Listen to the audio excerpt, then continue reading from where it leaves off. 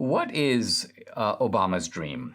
It's not the American dream, and we know that because really going back to when he was first elected, 2009, Obama was asked, do you believe in American exceptionalism? In other words, do you believe that America is unique?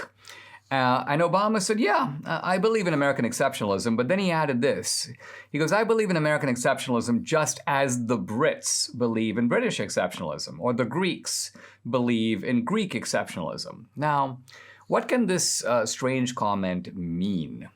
I guess at one level what it means is that each culture has its own mores. And in America, we eat hot dogs, and the British eat their horrible shepherd's pies, and the Greeks eat souvlaki, and so on. But I don't think that's what Obama was saying, and that's not what exceptionalism even means. Exceptionalism means ways in which America is unique in the world.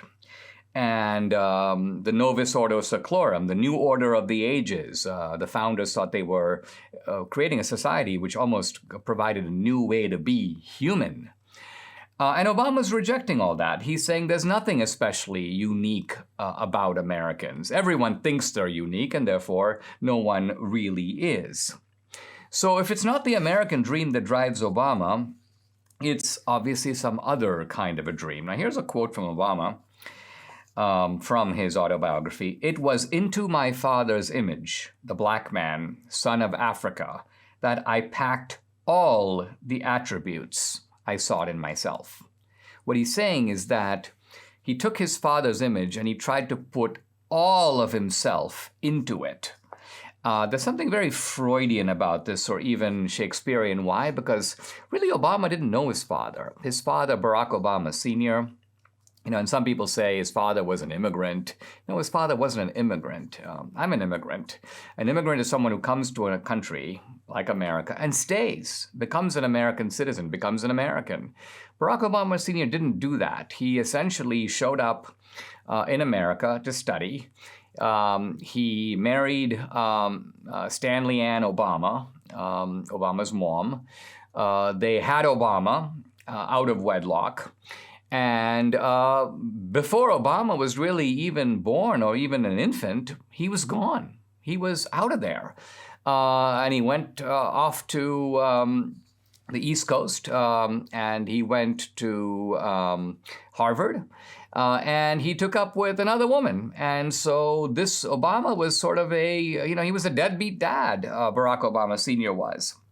And so the strange thing here is that Obama nevertheless invests his dream in this deadbeat dad. He tracks him down. He tries to figure out who he was. It's almost as if, unable to find his father, he does the next best thing. He incorporates into himself his father's ideals. It's almost like he's trying to be worthy of this man who kicked him to the curb.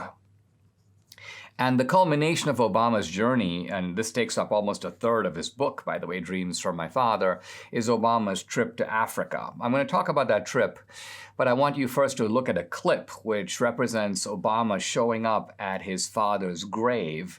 And here is Obama. By the way, this is in his own words. This is Obama talking directly about his experience standing there at his father's grave. Listen.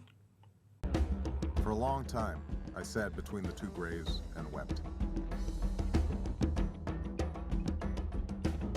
When my tears were finally spent, I felt a calmness wash over me. I felt the circle finally close. I realized that who I was, what I cared about, was no longer just a matter of intellect or obligation. I, Barack Hussein Obama, no longer a construct of words. do solemnly swear I saw that my life in America, the black life, the white life, the sense of abandonment I'd felt as a boy, the frustration and hope I had witnessed in Chicago, all of it was connected with this small plot of earth an ocean away. Connected by more than the accident of a name or the color of my skin. The pain I felt was my father's pain. You can tell from Obama's formulation that this is a critical moment for him. His whole life comes together when he stands at his father's grave, and you almost say in a kind of kooky way, he imbibes the spirit of the man. he becomes who he is, Barack Obama, and he has never wavered from that. Earlier, when Obama goes to Africa, he's identified as a tourist. Why? Because he looks obviously American. And a vendor in the market, the street market in Nairobi, calls him an American. And Obama says he beats his chest and responds, "I'm a Luo." So it's a member of the Luo tribe, which is, of course, what Barack Obama's father and his grandfather, Onyango Obama, both were. And then I'm now quoting Obama. "I feel my father's presence," as Auma, this is his sister, "and I walk through the busy street. I hear him in the laughter of the pair of university students. I smell him in the cigarette smoke of the businessman. The old man is here, although he doesn't say anything to me. He's here asking me to understand." So you can see how Obama is this, haunted figure. And he's haunted by the person of his dad. But just as important, he's haunted by the ideology of his dad. And here we get to the big theme of anti-colonialism. Now, some people, when they hear the word anti-colonialism, they think, well, what's the big deal, Dinesh? Isn't America an anti-colonial country? We got our independence from the British. Well, yes. But we're not talking about anti-colonialism in that broad sense. We're talking about a specific anti-colonial thrust in the 20th century, which was occurring all over the world, in Asia, in Africa, in South America. We're talking about countries breaking free of Western rule and setting up independent African, Asian, South American societies in resistance to the principles of the West.